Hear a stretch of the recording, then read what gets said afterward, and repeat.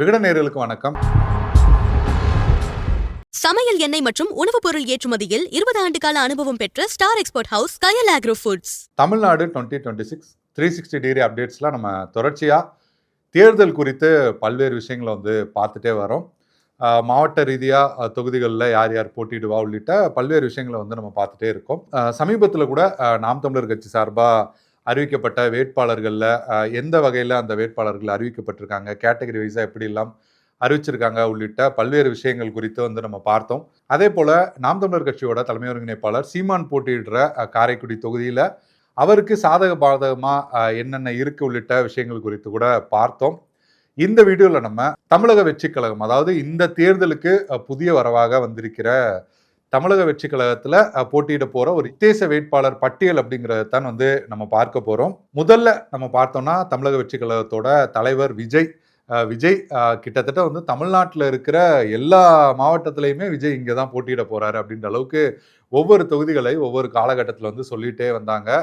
கடைசியாக கூட பார்த்தோம்னா சென்னையில் இருக்கிற வேளச்சேரியில் போட்டியிட போகிறாரு, வி ஃபேக்டர் அப்படின்லாம் பல்வேறு தொகுதிகளை தொடர்ச்சியாக சொல்லிகிட்டே இருந்தாங்க. இந்த நிலையில் ஓரளவுக்கு ஒரு அதிகாரப்பூர்வமாக அப்படின்னு சொல்ல முடியாது, ஓரளவுக்கு இந்த தொகுதியில் தான் விஜய் போட்டியிட போகிறார் அப்படின்ற அளவுக்கு ஒரு தகவல் வந்திருக்கு. அப்படின்னா சென்னையில் இருக்கிற பெரம்பூர் தொகுதியில் விஜய் போட்டியிட போகிறாரு. அதே நேரத்தில் அவர் திருச்சி கிழக்கு தொகுதியிலுமே போட்டியிடுறாரு, 2 தொகுதிகளில் போட்டியிடுறாரு அப்படின்ற தகவல்கள் வந்திருக்கு. தேர்தலுக்கான அந்த கூட்டங்கள், அந்த அலுவலகம் உள்ளிட்ட விஷயங்கள் கூட பார்த்தீங்கன்னா சென்னையில் இருக்கிற பெரம்பூர் தொகுதியில் தான் ஆரம்பிச்சிருக்காங்க. ஆதவர்ஜுனா போய் கலந்துட்டு இருக்காரு. அந்த கூட்டத்தில் பெரம்பூர் தொகுதியில் விஜய் போட்டியிடணும் அப்படிங்கிற அந்த தீர்மானத்தையுமே கூட நிறைவேற்றியிருக்காங்க. அது மட்டும் இல்லாமல் அந்த மாவட்ட செயலாளருமே பெரம்பூர் தொகுதியில் மட்டுமே கிட்டத்தட்ட 44,000 உறுப்பினர்களை நாங்கள் சேர்த்துருக்கோம் அப்படின்ற தகவலையும் சொல்லியிருக்காரு. அதையும் தாண்டி நம்ம பார்த்தோம்னா ஆதவர்ஜுனா கூட பெரம்பூர் உள்ளிட்ட அந்த பகுதிகளை எங்கள் தலைவருக்கு ரொம்பவே பிடிச்ச பகுதியாக இருக்குது, விளிம்பு நிலை மக்கள் அதிகமாக இருக்கிற இடமாகவும் பெரம்பூர் இருக்கு, கஷ்டப்படுற மக்களுக்காக போய் களத்தில் இருக்கணும் அப்படின்னு எப்போதுமே எங்கள் தலைவர் சொல்லுவார் அப்படின்னு ஒரு மாதிரி யூகங்களாக பல்வேறு விஷயங்களை சொல்லியிருந்தாரு. பெரம்பூர் மற்றும் திருச்சி கிழக்கில் விஜய் போட்டியிடுவதற்கான வாய்ப்புகள் ரொம்பவே அதிகமாக இருக்குது அப்படின்னு சொல்லப்படுது. இப்போ நம்ம ஆதவர்ஜுனா கொடுத்து பார்த்தோம். ஆதவர்ஜுனாவுமே திருச்சி கிழக்கில் போட்டியிட போகிறார், அது போன்ற தகவல்கள் வந்தது. ஆனால் ஆதவர்ஜுனாவும் சென்னையில் இருக்கிற வில்லிவாக்கம் தொகுதியில் போட்டியிடுவதற்கான வாய்ப்புகள் ரொம்பவே அதிகமாக இருக்குது அப்படின்னு சொல்கிறாங்க. அடுத்ததாக நம்ம பார்த்தோம்னா கட்சியோட பொதுச் செயலாளர் என் ஆனந்துமே டி நகர் தொகுதியில் போட்டியிட போகிறாரு, அதற்கான வாய்ப்புகள் அப்படிங்கிறது ரொம்பவே அதிகமாக இருக்குது அப்படின்னு சொல்கிறாங்க. அடுத்ததாக நம்ம பார்த்தோம்னா கட்சியோட பொருளாளர் வெங்கட்ராமன் மயிலாப்பூர் தொகுதியில் போட்டியிடுவதற்கான வாய்ப்புகள் அப்படிங்கிறது அதிகமாக இருக்குது அப்படின்னு சொல்கிறாங்க. அடுத்ததாக நம்ம பார்த்தோம்னா தலைமை நிலைய செயலாளர் ராஜசேகர் அவர் திட்டக்குடி தொகுதியில் போட்டியிடுவதற்கான வாய்ப்புகள் அப்படிங்கிறது ரொம்பவே அதிகமாக இருக்குது அப்படிங்கிறதை சொல்கிறாங்க. அடுத்து நம்ம பார்த்தோம்னா நிர்மல்குமாருமே முதல்ல சென்னையில் ஒரு தொகுதியில் போட்டியிடுவதுதான் இருந்தார், தாம்பரம் போன்ற ஒரு தொகுதியில் போட்டியிடுவதற்கான வாய்ப்புகள் தான் இருந்தது. ஆனால் இப்போ அவர் உசிலம்பட்டி தொகுதியில், அவரோட சொந்த ஊரான உசிலம்பட்டி தொகுதியில் போட்டியிடுவதற்கு வாய்ப்புகள் ரொம்பவே அதிகமாக இருக்குது அப்படிங்கிற விஷயங்களை சொல்கிறாங்க. அதே போல் மற்றும் ஒரு துணை பொதுச் செயலாளர் ஊடகங்களில் ஊடகமுகமாக இருக்கிற ராஜ்மோகன் அவர் எழும்பூர் தொகுதியில் போட்டியிடுவதற்கான வாய்ப்புகள் அப்படிங்கிறது ரொம்பவே அதிகமாக இருக்குன்னு சொல்கிறாங்க. அதே போல் லயலோமணி அவர் போட்டியிடும் பட்சத்தில் துறைமுகம் தொகுதியில் போட்டியிடுவதற்கான வாய்ப்புகள் அப்படிங்கிறது ரொம்பவே அதிகமாக இருக்குது அப்படின்னு சொல்கிறாங்க. அடுத்த நம்ம பார்த்தோம்னா முதல்வர் போட்டியிடக்கூடிய கொளத்தூர் தொகுதியில் பார்த்தோம்னா OBM டிராவல்ஸோட உரிமையாளர் பாலாஜி அவர் போட்டியிடுவதற்கான வாய்ப்புகள் ரொம்பவே அதிகமாக இருக்குன்னு சொல்கிறாங்க. அதே போல் துணை முதல்வர் போட்டியிடக்கூடிய சேப்பாக்கம் ட்ரிப்ளிகேன் அந்த தொகுதியில் திலீப் அப்படிங்கிறவர் போட்டியிடுவதற்கான வாய்ப்புகள் ரொம்பவே அதிகமாக இருக்குன்னு சொல்கிறாங்க. அதே போல் சமீபமாக அதிமுகவில் இருந்து தாவேக்கால இணைஞ்சிருக்கிற VS பாபு அவர் RK நகர் தொகுதியில் போட்டியிடுவதற்கான வாய்ப்பு அப்படிங்கிறது ரொம்பவே அதிகமாக இருக்குது அப்படிங்கிற தகவல்களும் வருது.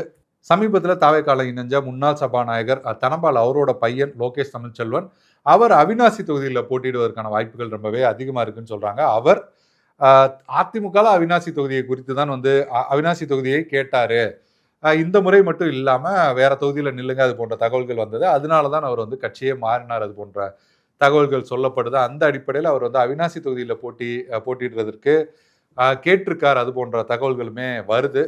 அடுத்த நம்ம பார்த்தோம்னா OPS ஆதரவு அணியிலிருந்து தாவேக்கால இணைஞ்சிருக்கிற ஜேசிடி பிரபாகர் அம்பத்தூர் தொகுதியில் போட்டியிடுறதுக்கான வாய்ப்புகள் அதிகமாக இருக்குது அப்படிங்கிற தகவல்களையும் வந்து சொல்கிறாங்க. அடுத்தா நம்ம பார்த்தோம்னா ஓபிஎஸ் ஆதரவு அணி எல்லாம் இருந்து தற்போது வந்து தாவேக்கால இணைஞ்சிருக்கிற முன்னாள் அமைச்சர் கூப்பா கிருஷ்ணன் ஸ்ரீரங்கம் தொகுதியில் போட்டியிடுவதற்கான வாய்ப்புகள் அப்படிங்கிறது ரொம்பவே அதிகமாக இருக்குன்னு சொல்கிறாங்க.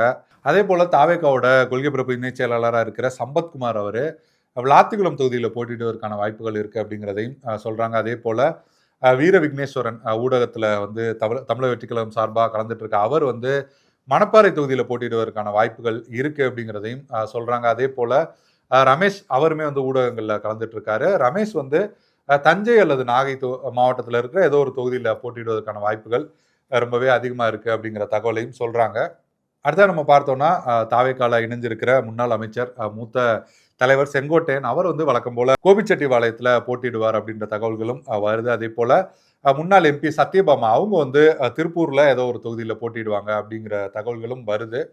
சென்னையில் இருக்கிற சைதாப்பேட்டை தொகுதியில் வந்து விஜய் அவரோட நண்பர் நடிகர் ஸ்ரீநாத் அவர் போட்டியிடுவதற்கான வாய்ப்புகள் அப்படிங்கிறது ரொம்பவே அதிகமாக இருக்குன்னு சொல்கிறாங்க. இப்போ மாவட்ட செயலாளர்கள் அப்படிலாம் நம்ம பார்த்தோம்னா காரைக்குடி தொகுதியில் பிரபு போட்டியிடுறதுக்கு வாய்ப்பு அதிகமாக இருக்குன்னு சொல்கிறாங்க. அதே போல் முக்கியமான ஒரு தலைவராக நம்ம பார்த்தோம்னா அருண்ராஜ் அவர் வந்து திருச்செங்கோடு தொகுதியில் போட்டியிடுவதற்கான வாய்ப்புகள் தான் ரொம்பவே அதிகமாக இருக்குது அப்படிங்கிற விஷயங்களையும் சொல்கிறாங்க. அவர் தேர்தல் வேலைகளை கூட ஆரம்பிச்சிட்டாரு. அதே போல் மதுரை கிழக்கில் வந்து விஜயன்பன் கல்லானை அவர் போட்டியிடுவதற்கு வாய்ப்பு இருக்குது அப்படின்ற விஷயங்களையுமே வந்து சொல்கிறாங்க. அதே போல் ஈசிஆர் சரவணன் அவர் வந்து சோழிங்கநல்லூர் இல்லைன்னா வந்து ஆலந்தூர் தொகுதியில் போட்டியிடுவதற்கான வாய்ப்புகள் ரொம்பவே அதிகமாக இருக்குது அப்படிங்கிற தகவல்களும் வருது.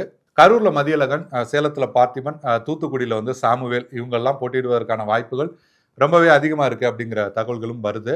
அடுத்ததா முன்னாள் எம்எல்ஏ ஸ்ரீதர் அவர் வந்து வால்பாறை தொகுதியில் போட்டியிடுவதற்கான வாய்ப்புகள் ரொம்பவே அதிகமாக இருக்குது அப்படிங்கிறத சொல்கிறாங்க. தாவேக்கால போட்டியிடுற வேட்பாளர்களில் முதற்கட்டமாக ஒரு உத்தேச வேட்பாளர்கள் யார் யார் எங்கே போட்டியிடுவதற்கான வாய்ப்புகள் இருக்குது அப்படிங்கிற விஷயங்களை வந்து இந்த வீடியோவில் பார்த்தோம். அடுத்தடுத்து வேறு யார் யார் எந்தெந்த மாவட்டங்களில் போட்டியிடுறாங்க, மற்ற தலைவர்கள் எந்தெந்த மாவட்டங்களில் போட்டிடுறாங்க, எந்த தொகுதியில் போட்டிடுறாங்க அப்படிங்கிற விஷயங்களை நம்ம அடுத்தடுத்த வீடியோவில் பார்ப்போம். நன்றி, வணக்கம். 20 ஆண்டுகளாக உலக நாடுகளுக்கு உயர்தர சமையல் எண்ணெய் மற்றும் உணவுப் பொருட்கள் ஏற்றுமதியில் இந்திய அரசின் ஸ்டார் எக்ஸ்போர்ட் ஹவுஸ் அங்கீகாரம் பெற்ற கயல் ஆக்ரோ ஃபுட்ஸ்.